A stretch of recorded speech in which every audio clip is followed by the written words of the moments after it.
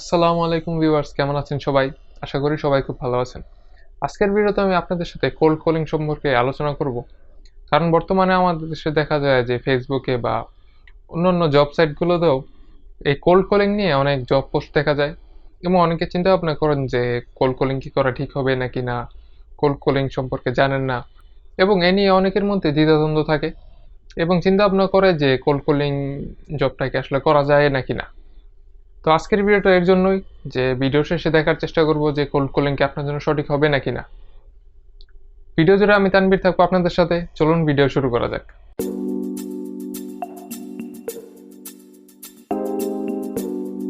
Video শুরুতে বলে রাখি, যারা চ্যানেলে নতুন আছেন অবশ্যই সাবস্ক্রাইব করবেন এবং সাবস্ক্রাইব করার পরে বেল আইকনে ক্লিক করে রাখবেন। আর আপনি হয়তোবা কোল্ড কলিং বা টেলিমার্কেটিং বা টেলিসেলস যেটাই হোক না কেন, এই সমস্ত জব করতে চান না কিন্তু আপনার ফ্রেন্ডও চায়, তাই তাদেরকেও এই ভিডিওটা ফরওয়ার্ড বা শেয়ার করে দিতে পারেন যেন তারা এই ভিডিওটা থেকে উপকৃত হতে পারে। অনেকে প্রশ্ন করতে পারেন যে আমি কি কোল্ড কলিং করি নাকি না। আমার উত্তর হবে না, আমি কোল্ড কলিং করি না। কিন্তু আমি যা করি তা হইতেছে ইনবাউন্ড কল আর আউটবাউন্ড কল। যদিও আউটবাউন্ড কলটা অনেকটা কোল্ড কলিং এর মতনই, কিন্তু কোল্ড কলিং না। তো সেক্ষেত্রে দেখা যায় কি যে কোল্ড কলিং এর অনেক টিপস এন্ড ট্রিক্স বা অনেক কিছুই আমি জানি এবং কোল্ড কলিং এর জন্য অনেক অফারও পাইছিলাম, যদিও কোল্ড কলিং করি নাই। বিষয়টা আমার কাছে অনেকটা বিরক্তিকর মনে হয়, তাই করি নাই। কিন্তু অনেকেই আছেন যারা করতে হবে, যারা চাকরির জন্য করবেন। প্রথমে আপনাদেরকে বলে রাখি, যারা কল সেন্টারের জব আর কোল্ড কলিং দুইটারে মিলিয়ে লাইতেছেন, দুই জিনিস। কল সেন্টার একটা, কোল্ড কলিং একটা। কোল্ড কলিং এর মাধ্যমে আপনি কোনো প্রোডাক্ট বা সার্ভিস কারো কাছে সেল করবেন। আর কাস্টমার সার্ভিস সম্পর্কে তো আপনারা জানেনই যে কেউ আপনার কাছে সাহায্যের জন্য আসবে, তাদেরকে আপনি হেল্প করলেন, এটি হচ্ছে কাস্টমার সার্ভিস। আর যদি ভুল হয়ে থাকে তাহলে অবশ্যই কমেন্ট করে জানাবেন যে আমার ভুল হয়েছে কাস্টমার সার্ভিস সম্পর্কে বা কল সেন্টারের জব সম্পর্কে। যদিও আমাদের দেশে অভ্যন্তরীণভাবে কোল্ড কলিং এতটা প্রচলিত না, কিন্তু মাঝে মধ্যে কোল্ড কলিং এর সম্মুখীন হতে হয়। তা নিয়ে পরে কথা বলছি। কোল্ড কলিং করতে হয় এর সমস্ত জবে অ্যাপ্লাই করার আগে আপনার যে বিষয়টা মাথায় রাখতে হবে সেটা হইতেছে আপনাকে ভালো ইংলিশ জানতে হবে। কারণ হইতেছে যেই সমস্ত এজেন্সি থেকে এই সমস্ত লাইক জবের অফার আসে, ম্যাক্সিমাম জবই হইতেছে লাইক বিদেশের জন্য, যেমন অস্ট্রেলিয়া, আমেরিকা, কানাডা। বেশিরভাগে বর্তমানে অস্ট্রেলিয়া আর নিউজিল্যান্ডেরই দেখা যাইতেছে। সেক্ষেত্রে দেখা যায় কি, আপনি যদি ইংলিশ না পারেন ভাই, আপনি কেমনে কথা কইবেন এগুলোকে? সোজাই সোজাই পারতেন না, তাই আপনার জব হওয়ার কোনো চান্স নাই। তো প্রথম পয়েন্ট হচ্ছে আপনি যদি ইংলিশ না পারেন, কোল্ড কলিং এর আশা বাদ দেন। যদি অভ্যন্তরীণ না হয়ে থাকে, যদি লোকাল ক্লায়েন্ট না হয়ে থাকে, সেক্ষেত্রে করতে পারেন।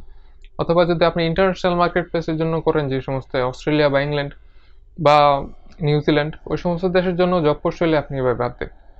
আর যারা চান যে ইংলিশ আমি ঠিক করে নিব, আমি কোল্ড কলিং করতে চাই বা এর সম্পর্কে আরও বিস্তারিত জানতে চাই, তারা ভিডিও শেষ পর্যন্ত থাকবেন।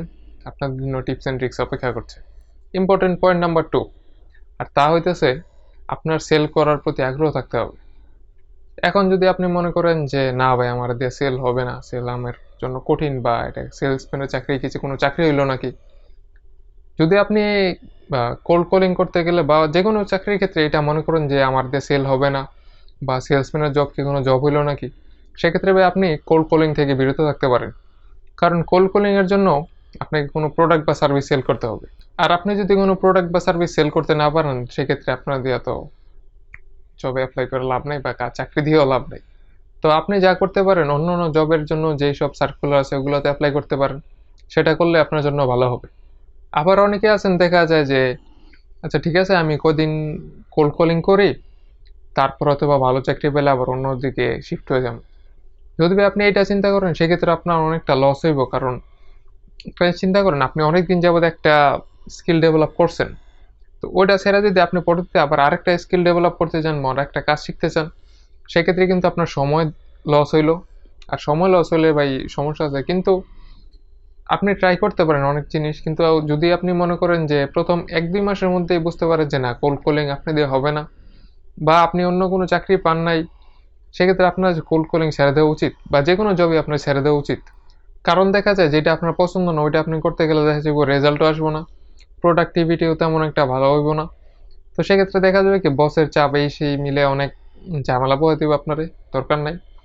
অন্য একটা দিকে শিফট হতে পারেন। কারণ অনলাইনে ঘরে বসে টাকা ইনকামের জন্য অনেক ওয়ে আছে, আপনি যে কোনো একটা বেছে নিতে পারেন।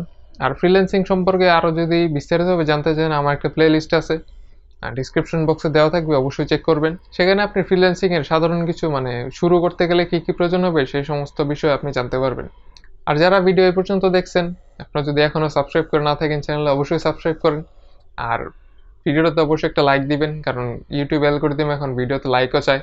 তো অবশ্যই লাইক দিবেন এবং কমেন্ট করে জানাবেন যে ভিডিওটা কেমন হয়েছে, বা ভিডিওর ভালো খারাপ দুইটা দেখি তুলে ধরবেন। আর আরেকটা বিষয় হচ্ছে কোল্ড কলিং বা টেলিসেলস, এই সমস্ত জবের ক্ষেত্রে আপনার যেটা রাখতে হবে বা যে জিনিসটা আপনার মধ্যে থাকতে হবে, আর তা হচ্ছে ধৈর্য। যদি আপনার মধ্যে ধৈর্য না থাকে, যদি আপনি চিন্তা করেন যে ওকে আমি আজকে জয়েন করছি, এক সপ্তাহ পর থেকে আমি সেল করা শুরু করব, বা এই সমস্ত বিষয় যদি আপনার মাথার মধ্যে কাজ করে, সেক্ষেত্রে ভাই আপনার কোল্ড কলিং থেকে বিরত থাকাই ভালো হবে। যদিও আমাদের দেশে যে সমস্ত জব সার্কুলার বা জবের জন্য পোস্ট দেওয়া হয় সেগুলোতে ফিক্স স্যালারি হয়ে থাকে, তবু আপনার জন্য কিন্তু অবশ্যই একটা টার্গেট নির্ধারণ করা থাকবে যে প্রতি মাসে আপনাকে এতটা পরিমাণ সেল করতে হবে বা এতগুলো প্রোডাক্ট বা সার্ভিস সেল করতে হবে। একটা জিনিস চিন্তা করেন, আপনি কখনো সেল করেন নাই, কিভাবে আপনি চিন্তা করেন যে আপনি এক সপ্তাহ পরে বা 2 সপ্তাহ পরে আপনি সেল করা শুরু করতে পারবেন? যদিও আপনাকে এই সমস্ত কোল্ড কলিং এর জন্য যে সমস্ত এজেন্সি আছে তারা অবশ্যই আপনাকে ট্রেন করাবে, কিন্তু তবুও আপনাকে অনেক অবজেকশন হ্যান্ডেল করতে হবে, ক্লায়েন্টের অনেক মানে কি বলে আর কি, অনেক কিছু সহ্য করতে হবে আপনারে।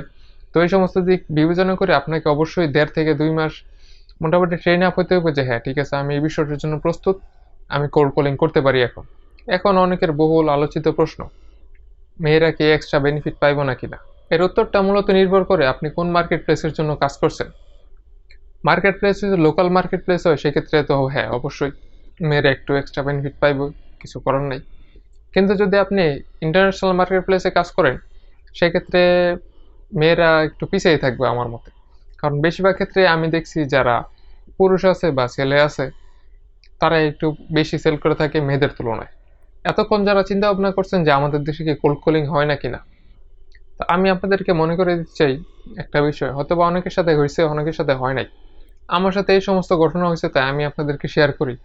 আর তা হইতেছে, আমি গ্রামীণ ফোন সিম ব্যবহার করি। তো অনেক সময় দেখা যায় কি, রবি বা এয়ারটেল থেকে ফোন করে বলা হয় যে আপনাকে এই নাম্বারের আপনার সিমটার সাথে মিলিয়ে দেওয়া হবে, কিন্তু সিমটা হবে এয়ারটেল বা সিমটা হবে রবি। আপনি কি এই সমস্ত সিম নিতে চান নাকি চান না? তবে আমার উত্তর ছিল না ভাই, আমার সিম দরকার নাই, এয়ারটেলও দরকার নাই, রবিও দরকার নাই। গ্রামীণে বেশি টাকা টাকা ঢুক, যেমনি সেমনি ভালো।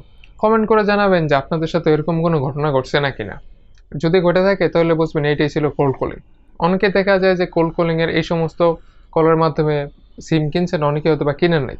কোল্ড কলিং এর মাধ্যমে যে শুধু আপনাকে সিম বিক্রি করতে হবে এইটাই না, অনেক অনেক প্রোডাক্ট বা সার্ভিস আছে যেগুলো আপনি আপনার টার্গেটেড কাস্টমারকে বুঝিয়ে দিবেন এবং সেল করার চেষ্টা করবেন, অথবা নতুন নতুন অ্যাপয়েন্টমেন্ট ক্রিয়েট করার চেষ্টা করবেন। এখন অনেকে প্রশ্ন করতে পারেন যে কোল্ড কলিং এর মাধ্যমে বা টেলিসেলস এজেন্ট হিসেবে আমি কত টাকা ইনকাম করতে পারি। আমার মতে এটা সম্পূর্ণ আপনার উপরে, আপনি কত টাকা ইনকাম করতে পারবেন। কিন্তু আমাদের দেশে যে সমস্ত জব পোস্ট আছে অ্যাপ্লাই করবেন, সেগুলোতে ফিক্সড প্রাইস হয়ে থাকে, কিন্তু অনেক সময় দেখা যায় যে প্রাইস রেঞ্জটা যেমন মনে করেন যে 10 থেকে 15 হাজার, 15 থেকে 20 হাজার, 20 থেকে 30 হাজার, এরকম রেঞ্জের হয়ে থাকে। আর এরকম রেঞ্জ হওয়ার কারণ হইতেছে, এটা সম্পূর্ণ ডিপেন্ড করবে আপনার রেজাল্টের উপর। আপনি যদি বেশি সেল করতে পারেন তাহলে সেক্ষেত্রে আপনার কমিশনটা বেশি আসবে, আপনার স্যালারি বেশি হবে। যদি আপনি সেল কম করেন সেক্ষেত্রে আপনার স্যালারি কম হবে, কারণ আপনার কমিশনটাও কম আসবে। আর কোল্ড কলিং এর মাধ্যমে কি পরিমাণ টাকা ইনকাম করা যায় তা নিয়ে আমি আপনাদেরকে কোনো বিরাট স্বপ্ন দেখাইতেছি না যে এত এত টাকা আপনি ইনকাম করতে পারবেন। কিন্তু আপনি যদি ওলফ অফ ওয়াল স্ট্রিট মুভিটা দেখে থাকেন, তাহলে বুঝতে পারবেন যে কোল্ড কলিং এর মাধ্যমে কত টাকা ইনকাম করা যায়। আর অবশ্যই হ্যাঁ কমেন্ট করে জানাবেন যে আপনি কি ওলফ অফ ওয়াল স্ট্রিট মুভিটা দেখছেন নাকি না। এখন চলুন একটু ভিডিও শুরুতে যাওয়া যাক। ভিডিও শুরুতে যেটা বলছিলাম যে যারা ইংলিশ বুঝেন কিন্তু বলতে পারেন না, আটকায় যান আমার মতন, কারণ আমিও আগে আটকাইতাম, মাঝে মধ্যে এখনো আটকাই, তারা কি করতে পারেন? আর কেউ যদি চিন্তা ভাবনা করেন যে পরীক্ষায় পাশ করার জন্য লাইক ইংলিশ শিখবেন, তাহলে ভাই দূরে থাকেন, কারণ ভাই আমি নিজে ইংলিশে ফেল করছি কয়েকবার। যাই হোক, আপনি যদি ইংলিশে ভালো করতে চান বা ইংলিশের কথা বলার স্কিলটা বাড়াইতে চান, সেক্ষেত্রে আপনার মনে রাখতে হবে যে আপনার ইংলিশ এনভায়রনমেন্টে ঢুকে যেতে হইব। সহজ হিসাব, যেমন আপনি ইউটিউবে ভিডিও দেখতেছেন, ইংলিশে ভিডিও দেখেন। খেলা দেখতেছেন, ইংলিশে কমেন্ট্রি শোনেন। আপনি সিনেমা দেখতেছেন, হলিউডের সিনেমা দেখেন।